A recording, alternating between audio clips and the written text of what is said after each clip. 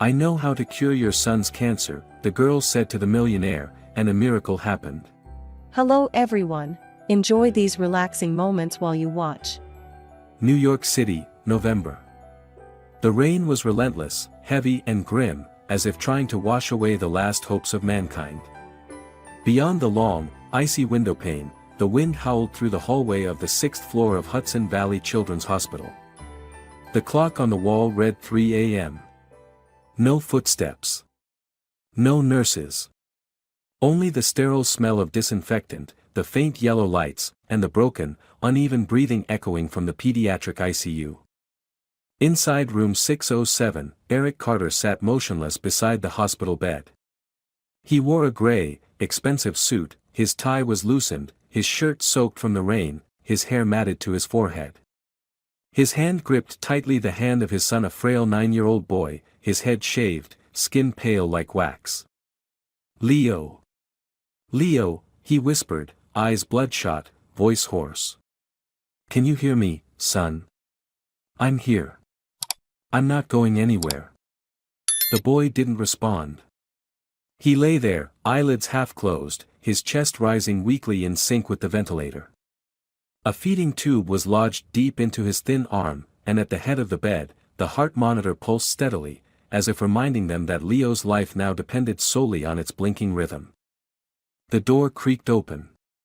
A middle-aged woman walked in, Dr. Paula Morgan, head of pediatric oncology. She removed her mask, stood silently for a moment, then gently said, "Mr. Carter, I'm sorry to wake you, but I think you need to hear this." Eric lifted his head, eyes empty. "Go ahead," he said. Paula looked at Leo, then spoke slowly. "We've tried every protocol available, CHOP, Epicar, even the new T-cell therapy. But the tumor isn't responding. He's exhausted. If we keep going, it'll only hurt him more." Eric remained silent. His lips trembled. After a moment, he asked quietly, "You mean, there's nothing left?" Paula nodded. "I'm very sorry, Eric. We're out of options." Her words cut through him like a blade.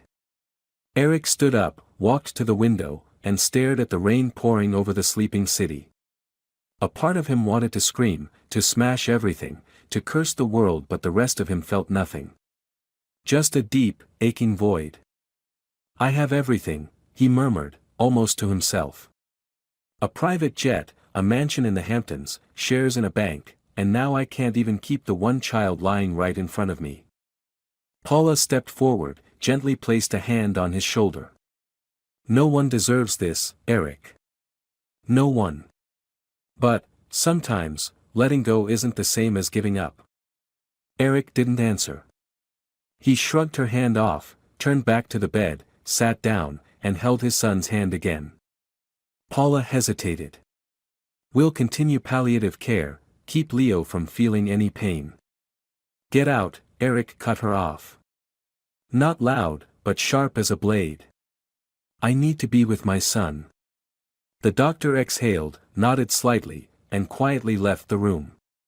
The door closed behind her, leaving Eric alone in the cold stillness. The rain kept pouring. The lights remained dim. Eric bowed his head and rested his forehead on the edge of the bed, his tears soaking the white bedsheet. "Son.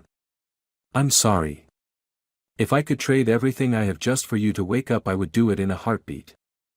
Some time later, he didn't know how long, Eric stood up and left the room. He needed air.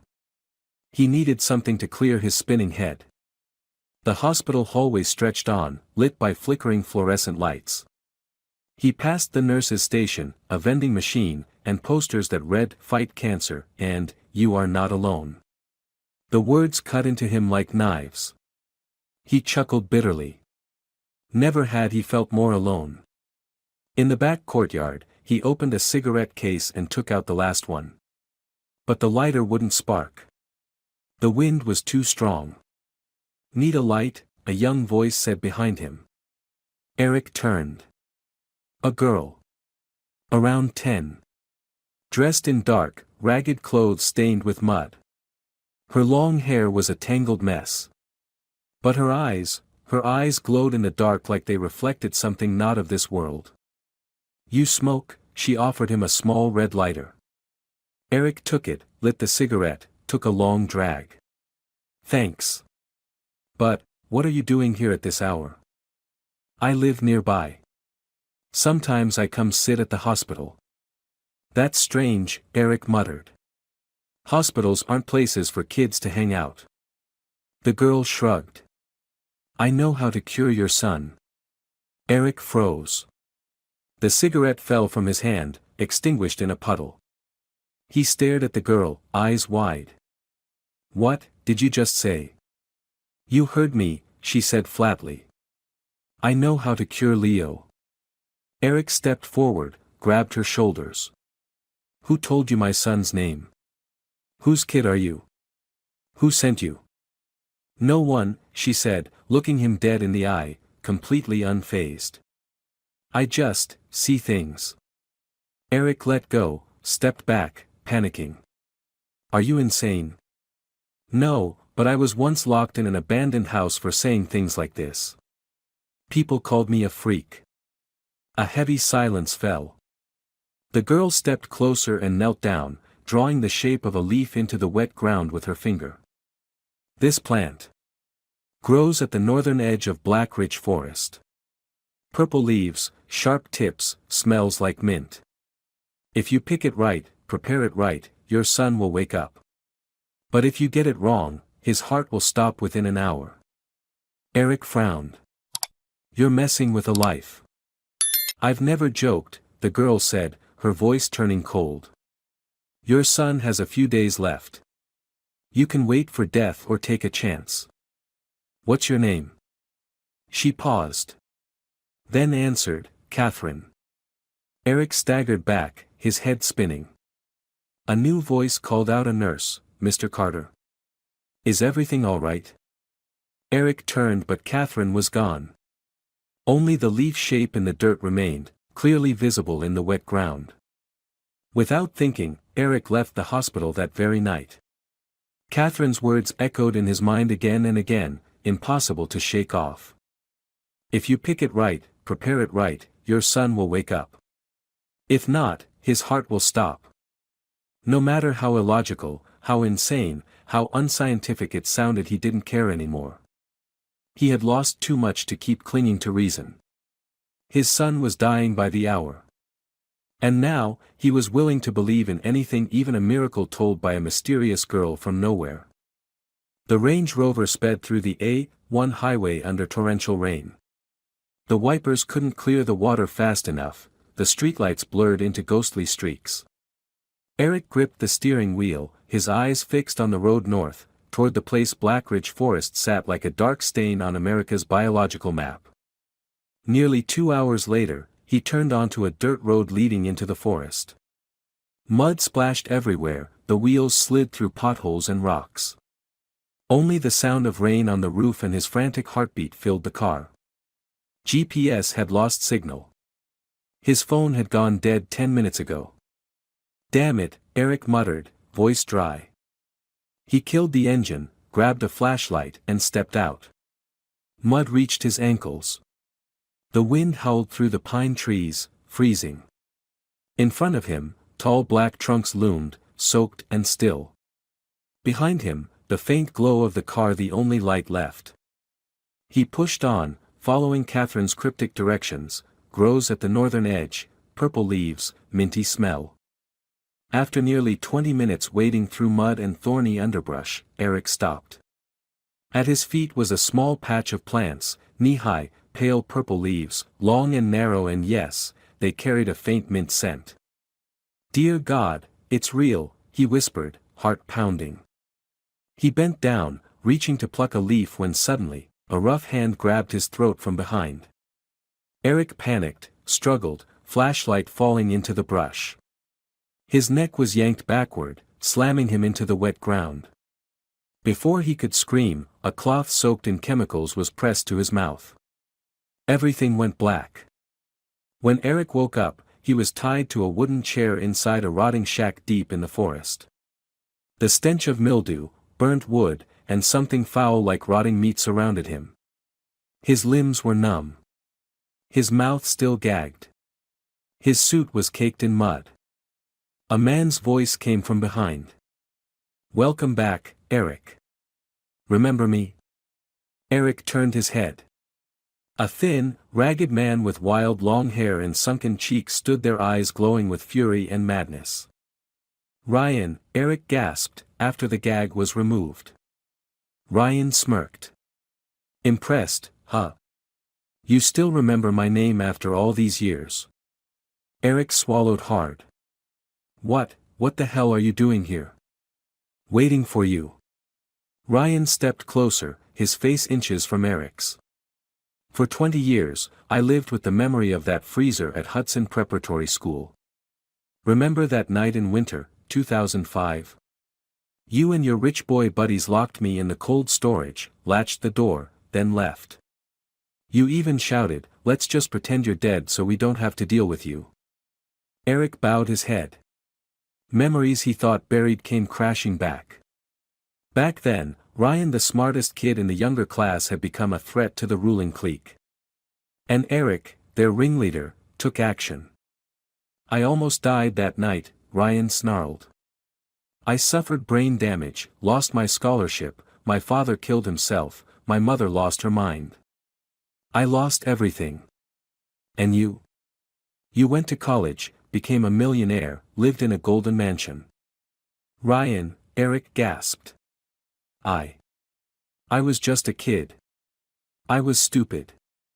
I'm sorry. I didn't know what you went through." Ryan let out a laugh, a jagged, slicing sound that tore through the night. "Sorry. After 20 years, you think one apology will make me forgive you?" He pulled a handful of purple leaves from his coat pocket, the same kind Eric had seen. One by one, he dropped them onto the small fire in the center of the shack. "You know, Eric," Ryan said, his voice disturbingly calm, "each of these leaves could save your son. But now, I'm going to burn them all. Just like you burned my life down." "Ryan, you're insane. Stop. Please, I'm begging you." Eric struggled violently. But the ropes cut into his skin, sending pins and needles through his limbs. Ryan remained unmoved, calmly feeding the fire.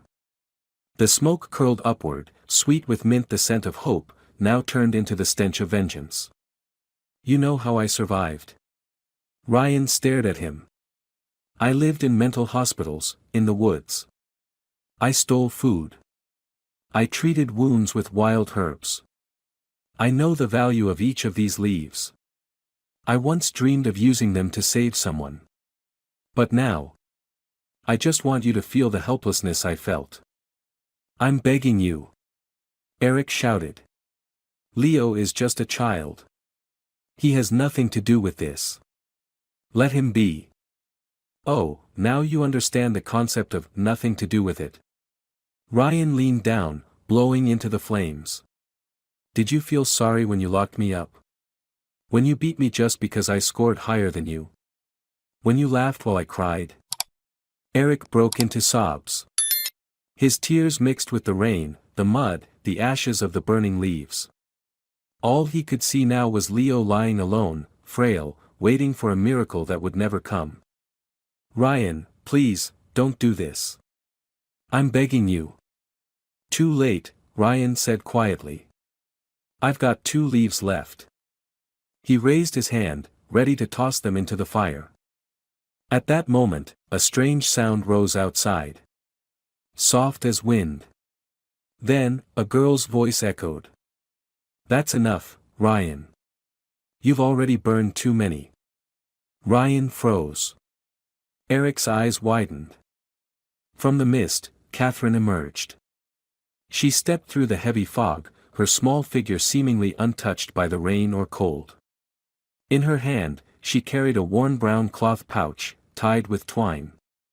Her eyes glowed silver in the dark like polished stones. Ryan stood motionless, the last 2 leaves still in his grasp. "No, it can't be," he whispered. "You." "It's me," Catherine said, her voice emotionless.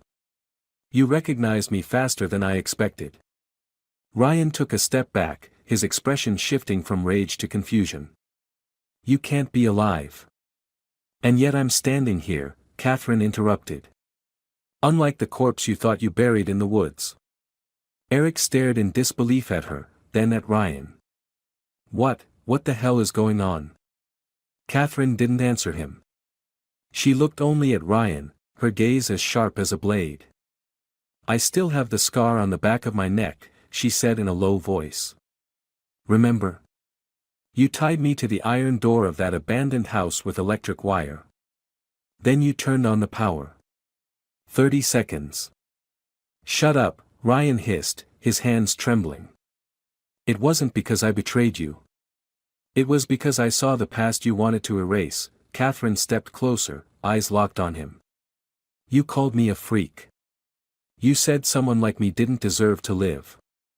Ryan suddenly shouted, I saved you from them. I gave you food, a place to sleep. And then you turned me into an experiment. Catherine opened her cloth pouch, pulling out a carefully bundled stack of purple leaves. I survived because a hermit in the forest found me. He taught me about herbs, about healing and about forgiveness. Eric swallowed hard. You know him. You know this man. Catherine glanced at him. I'm someone both of you once treated like I was invisible. But I've forgiven it all. Ryan laughed again, shrill, twisted. Forgiveness? You came here to preach after everything? No, Catherine stepped closer to the fire. I came to stop you from killing another innocent child. Ryan looked from Eric to the bundle in Catherine's hands. You think you can take that back? Save his kid? After what he did to me? To you?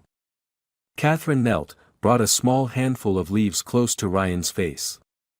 Remember this smell? You once used the wrong dosage. It stopped my puppy's heart. I cried for 3 days. Shut up! Ryan screamed, snatching the bundle. Catherine didn't resist. She stood still, her eyes unwavering. Burn them, if you want, she said, softly. But when the fire dies out, you'll only have darkness left. Eric gasped, voice rough and cracking. Catherine, please. I'm begging you, save my son. I'll do anything. She turned to him. Anything? Yes, he nodded rapidly. I'll give up everything. My fortune, my reputation, my life, if I have to. Ryan slowly bowed his head. He dropped the last 2 leaves into the puddle beside the fire. I'm tired, he murmured. I've lived 20 years for this day, but now that it's here, I feel nothing, no relief. Catherine whispered, because hatred heals nothing. It only rots us from the inside out. Suddenly, Ryan collapsed to his knees, clutching his head. I don't know who I am anymore. I once dreamed of becoming a doctor. I wanted to help people. You still can, Catherine said gently. If you choose the right path. A sob broke from Ryan's throat. He sat in the corner of the shack, weeping like a child. Eric was still trembling. Little girl, please, give it to me. Catherine nodded. She pulled a small packet from her pouch and handed it to him. Enough for 3 days. Heat the water to 42 degrees Celsius, stir with a silver spoon. Exactly 7 minutes. Then use an essential oil diffuser to disperse it in the room. Do not deviate. Eric took it, his hands shaking. I don't even know what to say. Don't say anything, Catherine replied, her eyes softening. Just do it right. And remember why you're doing this. Outside, the rain began to ease. Catherine turned and walked into the shadows. No goodbye. No glance back. Eric watched her disappear into the pines. Who are you, really? He murmured. Ryan said nothing. He sat silently, staring at the ashes. His hands, once those of a promising med student, were now just the wreckage of years lost in bitterness. Eric stepped out of the shack, clutching the medicine bundle as if holding his son's life. The sun hadn't risen yet. But the rain had stopped. And the forest had gone still. The mud-splattered Range Rover skidded to a stop in front of Hudson Valley Children's Hospital's emergency entrance at nearly 4 a.m. Eric jumped out like a man being hunted. His eyes were sunken, his suit covered in dirt, his hair wild, and his hands trembling as he clutched the cloth pouch. His face was pale, almost lifeless. A security guard approached, frowning. "Sir, are you all right? Where are you coming from?" "I need to see Dr. Morgan. Right now. It's urgent." Eric cut in, his voice desperate. The guard nodded and radioed, "Dr. Paula Morgan, please report to the ER immediately. We have an urgent case." Eric raced through the familiar hallways, ignoring the puzzled stares from a few night nurses. He shoved open the door to room 607, where Leo still lay motionless. Nothing had changed. The boy remained pale, his breath shallow, surrounded by machines. The heart monitor still blinked, slower than the day before. Each beep felt like a knife driving into Eric's heart. He sat beside the bed, held his son's hand. "Leo. I'm back. Can you hear me, son? You promised me you'd wait." The door flew open. Dr. Paula Morgan entered, white coat hastily thrown on, her hair in a messy bun, her face full of shock. "Eric? Oh my God, where were you all night? We've been searching everywhere." I went to get this." Eric opened the pouch and placed the bundle of purple leaves on the metal table beside the bed. "I'm going to use it." Paula frowned. "Leaves? Are you kidding me?" "No. I'm not." Eric looked up, his eyes burning. "Someone told me how to prepare it. Heat the water to 42 degrees, stir with a silver spoon, for 7 minutes. Then diffuse it into the room." Paula froze, then gave a dry laugh. "You're so desperate you're falling for forest voodoo?" "This isn't voodoo." Eric shouted for the first time since arriving at the hospital. "I know it sounds insane. But if you ever saw your child lying there, night after night, you'd do anything too." Paula fell silent for a moment, then spoke softly. "Eric. I know you're in pain. But we're doctors. We rely on science. Not forest herbs." "And what did science give me, Paula?" he hissed. "It told me my son has no hope. That I should prepare to say goodbye. So what the hell do I have left to lose?" Paula said nothing. She no longer saw a powerful man with luxury cars, bank shares, and media headlines. In front of her was a broken father. She sighed. "Do you have the right thermometer and a silver spoon?" Eric opened his leather pouch. "Yes. And do you know how to operate the diffuser in the patient's room?" "I already called James, the technician. He's on his way." Just then, a young man with a scruffy beard entered, wearing a badge labeled James Turner, Systems Technician, carrying a large diffuser machine. "Dr. Morgan, I'm here. Mr. Carter said we need to calibrate essential oil dispersion for a 15 square meter area." Paula nodded. "Get it ready. But I'll be observing the entire process. If anything abnormal happens, we intervene immediately." "Agreed," Eric said. They carefully heated the water to exactly 42 degrees Celsius, checking it with a digital thermometer. Eric stirred with a silver spoon, murmuring Catherine's instructions like a sacred mantra. 7 minutes. No more. No less. When the mixture thickened to a milky consistency, Eric poured it into the diffuser. James adjusted the time and pressure. A light mist with a gentle mint scent began to spread throughout the room, soft as an angel's breath. Eric sat down, gripping Leo's hand once more. "You're going to be okay, you have to be okay." Paula stood with arms crossed, eyes fixed on the heart monitor. James whispered. "This smell, it's really calming. Not like the usual essential oils." "Quiet," Paula snapped. "Just watch." The first minute nothing. The second minute Leo remained still. The third his heart rate seemed to slow. Beep, beep, beep. The monitor emitted an odd tone. Paula frowned. His heart rhythm is fluctuating. In the fourth minute, Leo twitched his right finger. Eric held his breath. Paula rushed forward and checked his pupil reflexes. No, still unconscious. Then in the fifth minute, Leo suddenly convulsed. Cardiac arrhythmia. Paula shouted. "Shut off the diffuser. James, now." Alarms blared, sharp and shrill. The heart monitor flashed red. Nurses burst into the room like a flood. "Prepare adrenaline." Paula barked. "Eric, out. Now." "No." Eric struggled. "I'm not leaving. I have to stay with my son. Please, Eric." Paula's eyes were firm. "I don't want to call security, but if you interfere with resuscitation, I'll have no choice." Eric backed away, tears streaming down his face. He let go of Leo's hand and was pushed into the hallway, the door slamming shut behind him like a sentence. He collapsed onto the floor, back against the cold wall, head in his hands. The scent of mint still lingered in his hair, on his clothes. "Oh God," he whispered, hopeless. "Did I just save my son, or did I just kill him?" Footsteps. Machines.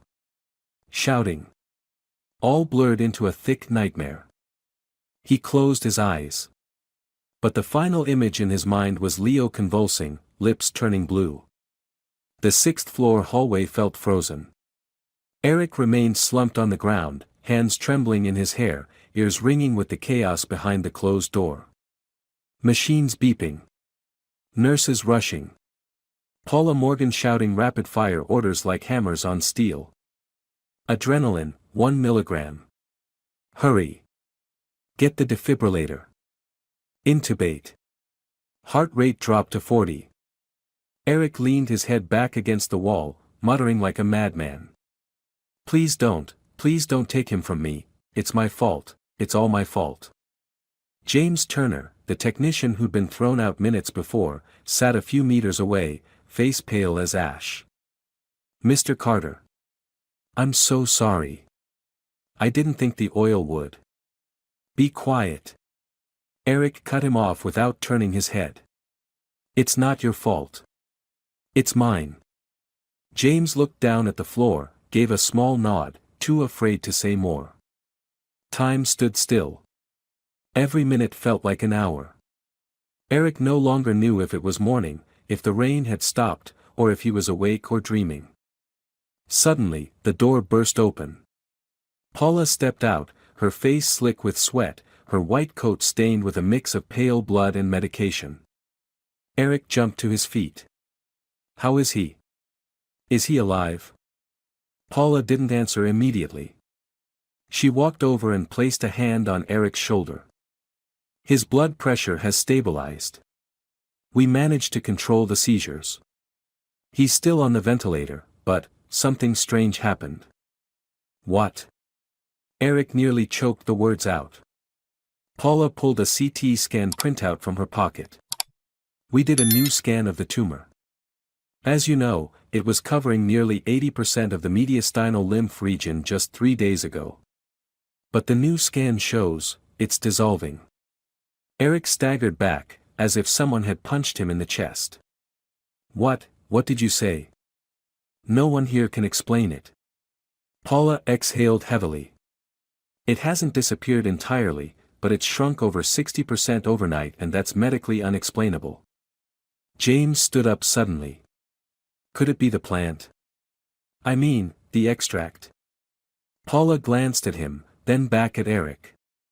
"I can't confirm that. But I won't deny it either. Eric, I I've never seen anything like this. Eric clutched his head. His emotions clashed inside him: shock, joy, doubt, fear. He didn't know whether to cry or to flee. My son, can he survive? Paula replied slowly, I can't make any promises. But what I've just seen is a turning point. Eric exhaled deeply, leaning against the wall. Thank you. Oh God, thank you. 1 hour later, he returned to the room. Leo still lay motionless, but his skin had a faint pink tint again. The heart monitor showed a steadier rhythm. The minty scent still lingered in the air, light as an angel's breath. Eric sat beside the bed, held his son's hand. Leo, you're fighting, aren't you? I'm here. I'm not leaving your side. His voice echoed through the quiet room. Eric glanced around, suddenly remembering Catherine. That girl. I have to thank her.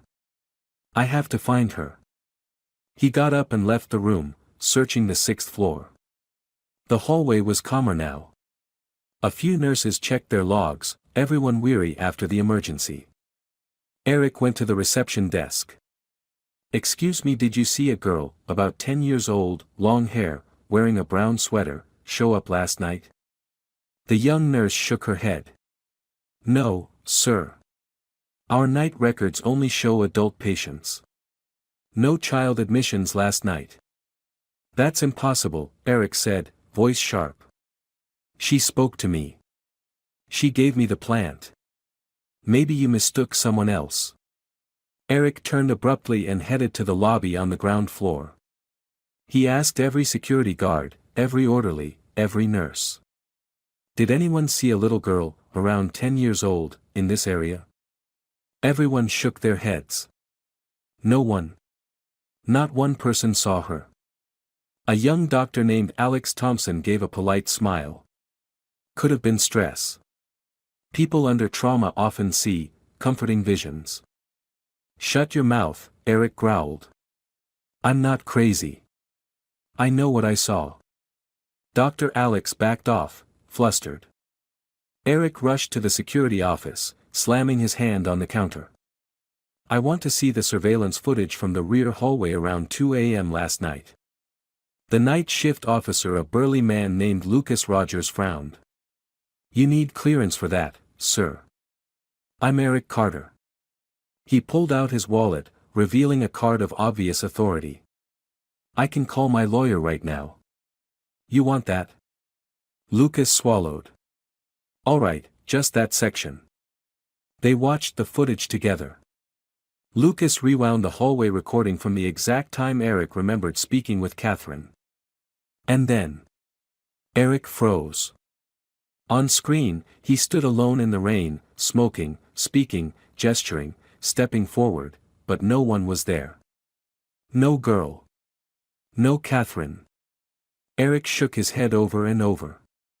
No. No. She was right here. She gave me the lighter. She drew the leaf. Lucas said nothing. The footage showed a middle-aged man talking to empty air. Eric stood upright, his eyes bloodshot. Damn it, what is this? Lucas tried to ask, are you sure you didn't have a sleep disorder or? Don't say another word, Eric growled, staggering out. That night, Eric didn't sleep. He sat by Leo's side, staring at the wall, still hearing that voice. I know how to heal your son. Who was she? Real? Hallucination? Ghost? Angel?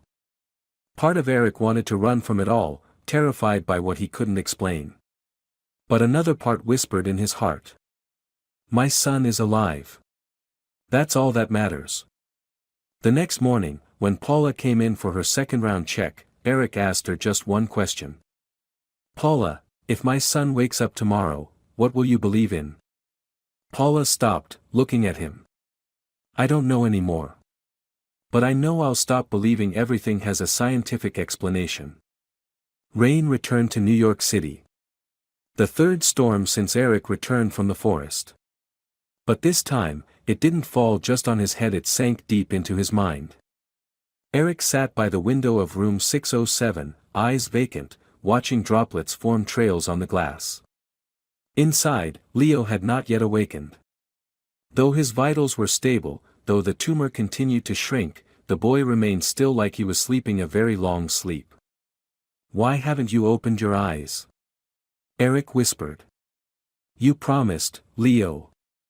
Paula entered softly. "You need rest, Eric. You haven't slept more than an hour in 3 days." "I can't. If I sleep, I might miss the moment he wakes up. He needs a father who's awake more than one who's collapsed." She placed a hand on his shoulder. "We can care for him. You just. I haven't already killed him enough." Eric snapped, rising to his feet. "Leave him again. You don't understand. No one does." Paula sighed and stepped back. "I'll have a nurse bring up some warm soup. At least eat something." She left the room, and Eric was alone again. An hour later, Eric stood outside the hospital gates, though the rain was still pouring heavily. He wore a long coat, collar turned up, a baseball cap pulled low to hide his face. He walked to a nearby pharmacy, Angel's Pharmacy, and slammed the bundle of purple leaves Catherine had given him onto the counter. An elderly pharmacist looked at him, startled. "Sir, what is this?" "Leaves. I need to know what species they are.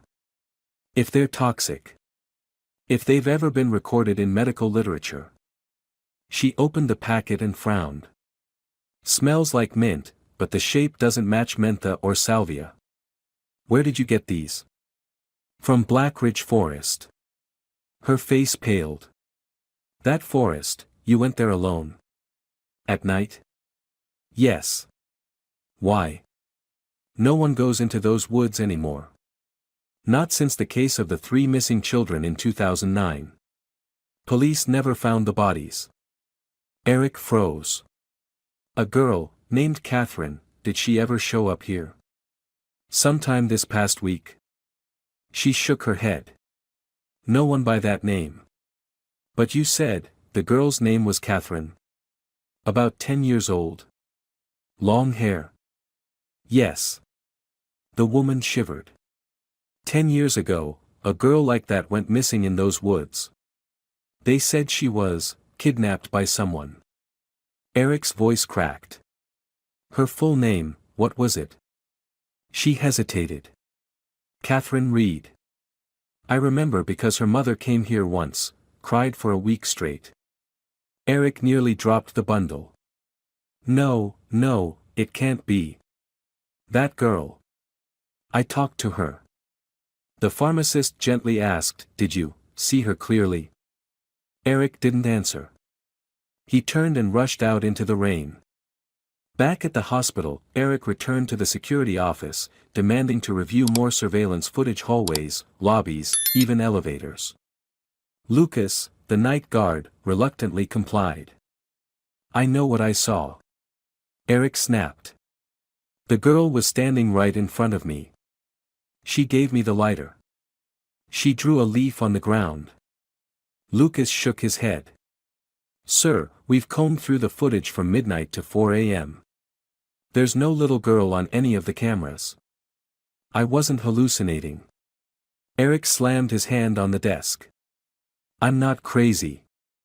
Lucas stepped back, wary of the man's bloodshot eyes. Eric stumbled out of the office, heading for the stairwell. As he reached the 3rd step, a familiar voice echoed behind him. "No one saw me. Because I wasn't here." He spun around. "No one." "Catherine," he shouted. "Where are you?" Silence. Eric ran down to the 1st floor, then to the back courtyard, the spot where he'd first met the girl. The rain kept falling, water overflowing the gutters, spilling onto the stone pavement with a steady drumming sound. "Catherine," he called into the night. "Who are you? Are you real? Are you a ghost? An angel?" No reply. Only dim yellow lights and endless rain. Eric sank onto a stone bench, head buried in his hands. I'm really going mad. What have I done? That evening, Paula returned to room 607. Leo hadn't woken yet, but his skin had noticeably regained color. Paula checked his vitals, then looked at Eric, who now resembled a ghost, unshaven, with dark circles under his eyes and trembling hands. Maybe you should go home and rest for one night, she said gently. We'll have a nurse monitor everything closely. I'll call if anything changes. Eric didn't answer. He only asked, if you met someone, who no one else remembers, who isn't on any camera, what would you think? Paula hesitated. I'd think, it's a psychological event. But what if that person gave you something that saved a life? She looked at him for a long time. Then she sat down beside him and said quietly, Eric. I don't think you're delusional. I believe you saw that girl. But I also believe, sometimes, things that can't be explained scientifically, are still real. Eric whispered, I'm just afraid. I owe someone something I can never repay. Maybe, Paula replied. But maybe, you've already been forgiven. Eric closed his eyes for the first time in 3 days. But instead of sleep, he drifted into visions of Catherine standing in the rain-soaked forest, her bright eyes, and then vanishing into the mist. The next morning, the sky was still gray. Wind howled through the windowpanes of room 607, pulling a faint groan from the old frame. Inside, the overhead lights cast a cold yellow hue over everything, as though even the light itself was dying. Paula entered with a chart in hand. Eric was still in the wooden chair, hunched over, his head resting near his son's bed, eyes wide but unfocused. You haven't slept? She asked softly. No, Eric whispered. I'm afraid if I sleep, my son will slip away before I get to see him one last time. Paula sat on the edge of the bed and placed the chart on the side table. I have news. Eric lifted his bloodshot eyes. What news? This morning's MRI shows the tumor is almost completely gone. Eric was stunned. Paula spoke slowly, as though afraid the words might break something fragile. We can't explain it. Just 3 days ago, the tumor occupied over 70% of the lymph region. Now it's under 10%. No necrosis. No spread. We've already submitted the report to the medical board. Eric looked at Leo still lying still, breathing softly. His cheeks were rosier now, but his eyes remained closed. So, my son is saved? He asked, like a child. Physically, it seems so, Paula exhaled. But mentally, he hasn't responded yet. It might take time.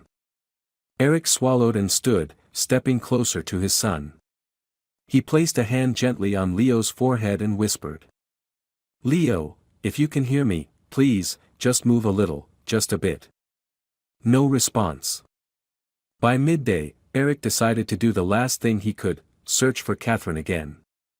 He called the hospital's records department and spoke to a young clerk named Nathan Thompson, requesting to see the full list of patients and visitors from the past 3 days. Nathan scratched his head, flipping through the digital logs. No one named Catherine Reed. And no young girls admitted that night. You're sure about the name? I remember every syllable, Eric said firmly. And the cameras? No girl anywhere. Only you, Mr. Carter. Nathan pointed at the screen. You're standing alone in the rain. Talking. Drawing something in the dirt. No one else is there. Eric slammed his hand on the desk. What about records from the forest? Any police files on Catherine Reed? Nathan frowned and typed into the internal system. A case file appeared, Catherine Reed, born 2013, missing since 2022. Case closed, body never recovered. There, Eric growled. She was real. Nathan hesitated. But if she's been missing for 3 years, then... Then what? Then, you spoke to someone, who shouldn't be alive. Eric left the records room with his mind in chaos. Everything he believed in logic, reason, even his own sanity was crumbling. He returned to room 607. Leo was still there. That night, around 9 p.m., Paula entered again. "You should go home," she said gently. "You've stayed every night. Your body can't take much more." Eric just shook his head. As she turned to leave, he asked, "Do you believe someone could be sent to save another, and then disappear?" She stopped. "Maybe. In the form of a doctor. A nurse. Or, a little girl in the forest." Eric turned to her. "You believe me?" "I don't need to," Paula replied. "I've seen the results. The boy is healing. And you, even if you look insane, are more lucid than I've ever seen you." That night, Eric didn't sleep. He stood over his son, watching him, then watched the raindrops roll down the window. The next morning, Leo woke up. The boy opened his eyes, turned toward his father, and reached out with a trembling hand to grasp his. Eric, dozing off in the chair, felt the warmth in his palm and jolted awake. "Leo," he gasped, leaning close. The boy looked at him, his eyes foggy, like someone emerging from a deep dream but undeniably alive. No longer the empty stare of 3 days ago. "Dad," Leo whispered. I saw a girl. She walked with me through a forest of light. She told me I was allowed to come back." Eric was speechless. His heart clenched. "What did you say? Catherine?" Leo nodded weakly, cracked lips barely moving. "She smiled at me. She said I didn't have to be afraid. I just had to believe." Eric lowered his head and hugged his son tightly. "I believe. I believe everything. Thank God, thank you for bringing him back." His sobs echoed, mingling with the steady beeping of the heart monitor, a rhythm of life beginning again. In that moment, Eric was no longer a millionaire, no longer a man who had hit rock bottom. He was just a father, granted a second chance. Minutes later, Paula burst in, alerted by the nurses. "Leo's awake," she nearly shouted. Eric nodded, eyes still glistening. "Doctor, he's really awake." Paula rushed over, checking pupils, reflexes, blood pressure. She froze. "This is impossible. Perfect reflexes, warm skin, focused eyes. My God." Leo looked at her. "Are you a doctor?" "Yes, sweetheart," Paula said with a trembling smile. "I'm Dr. Paula. How do you feel?" Leo smiled faintly. "I'm hungry." The room erupted in laughter. Paula nodded. "Good. Very good. Eric, we're getting him out of here." Eric gripped her hand. Thank you for believing in me, even just a little." Paula answered quietly, "I didn't believe you. I believed in the boy. And I believed in things we can't explain." A few days later, Leo was transferred out of the intensive care unit. His recovery was nothing short of miraculous. He could walk, eat well, and even laugh, something that, just 2 weeks prior, had felt like a distant fantasy. News of the miraculous recovery spread quickly throughout the hospital. Some doctors came to visit him personally. Eric refused all interviews. He only wanted to be with his son in peace. One morning, as a nurse was taking Leo's blood pressure, a woman in a hospital gown entered the room. "Excuse me," she said softly. "I heard, this boy was cured with, what was it? Peppermint oil?" Paula, who was updating Leo's chart, looked over. "No, ma'am. We're not confirming that." It was an unrecorded response. The woman sat down. "My daughter has lymphoma too. But she hasn't responded to chemotherapy. I've lost all hope." Eric froze. He looked into her eyes he had seen in the mirror just 3 weeks earlier. He stood and walked closer. "What's your name?" "Anna. Anna Cooper." "How old is your daughter?" 7. Her name is Mia. Eric sat beside her. Would you be willing to try something unusual, but maybe your last chance? Anna nodded, tears streaming down her cheeks. I'll do anything. Pray, drink leaves, talk to ghosts, I don't care. Eric smiled gently. No ghosts. Just a seed. That day, when he returned to his apartment, Eric found a small wooden box placed at his door. No one knew who had left it. No cameras had recorded anything. He opened it. Inside was a small pouch of seeds, identical to the ones that had produced the purple leaves, and a folded piece of paper, handwritten. Forgiveness is the most powerful medicine. Plant this not for your son, but for the other children. Catherine, the one who was once left in the dark. Eric stood frozen. Catherine, you're still out there, aren't you?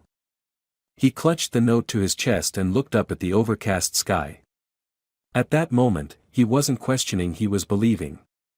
2 months later, Eric sold his mansion in the Hamptons, liquidated his shares in a construction conglomerate, and purchased a large piece of abandoned land west of New York City, near the Hudson River. The land had been deserted for nearly 12 years. It used to be a rest lodge.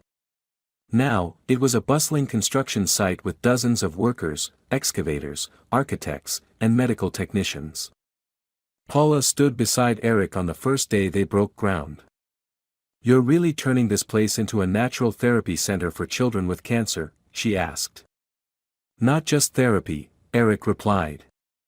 A garden where kids can breathe, hope, and live before they ever have to be afraid. Paula smiled. What's it called? Eric didn't hesitate. Catherine's Garden. Paula nodded. I'm going to resign early and move here to work with you. Welcome to my team, Eric said, smiling brighter than ever before. The media later caught wind of the mysterious Garden of Light.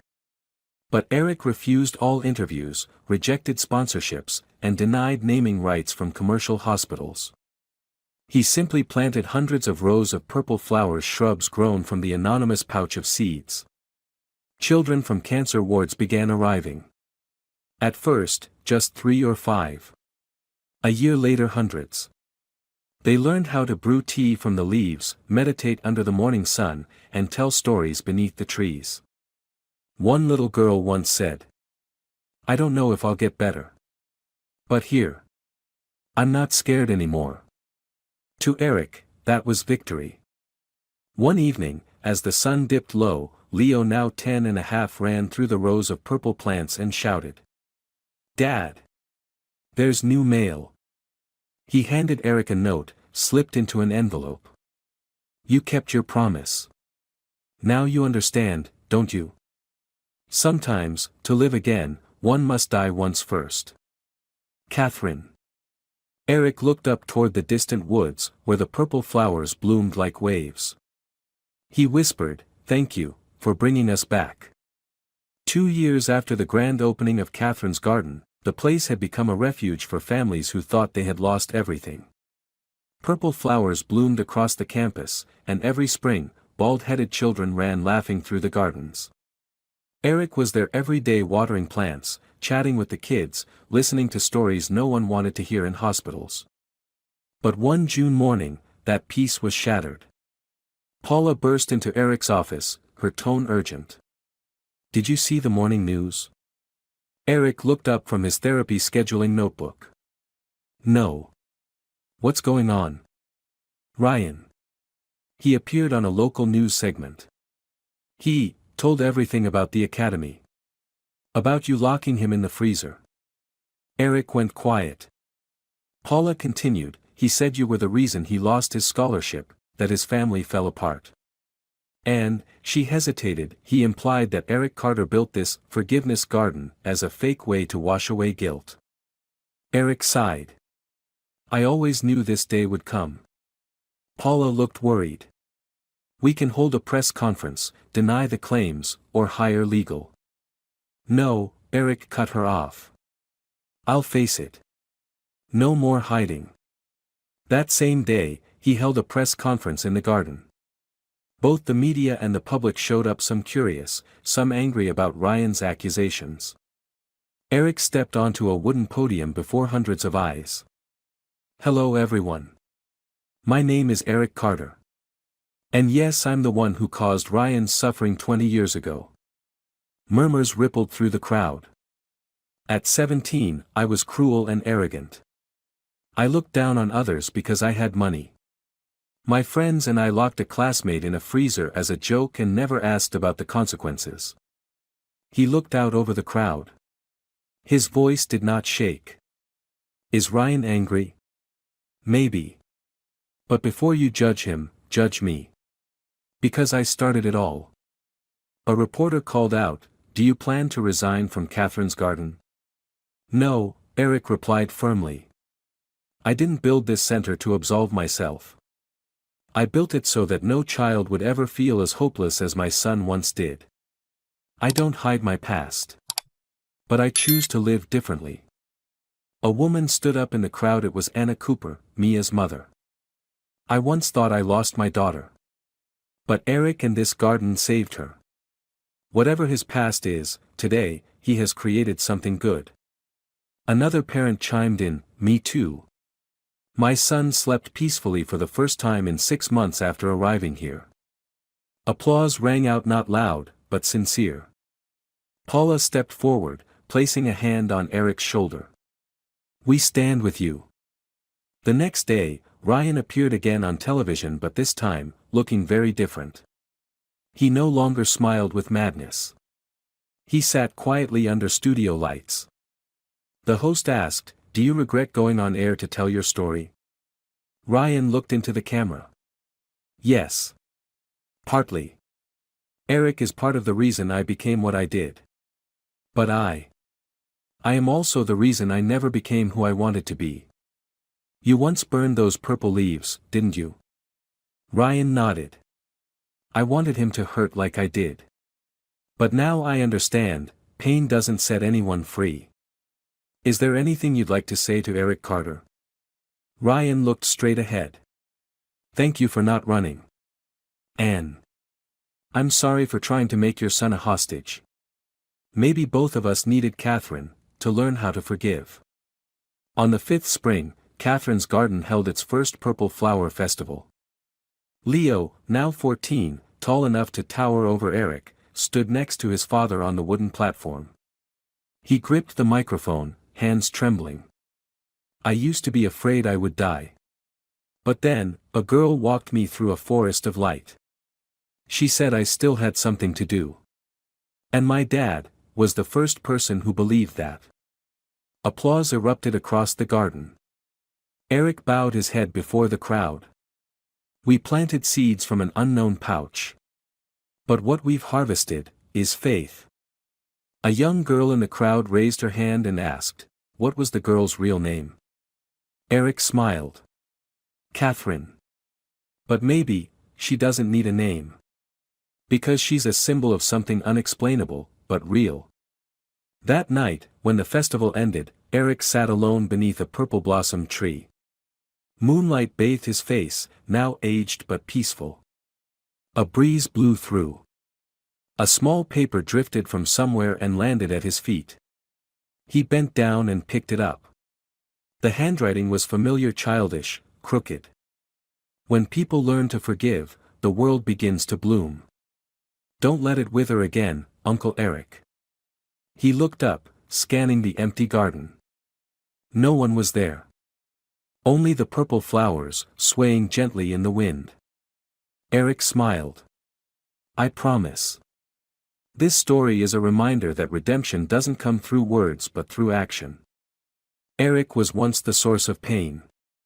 But after losing everything, he learned that life doesn't come from wealth or power but from faith, forgiveness, and unconditional love. No matter how dark the past, anyone can sow hope again if they have the courage to face their mistakes and live for others. And sometimes, miracles come from the places we least expect. If you enjoyed this story, we invite you to give it a like and subscribe to our channel. Your support motivates us to keep bringing heartwarming stories almost every day. We are very grateful for your support.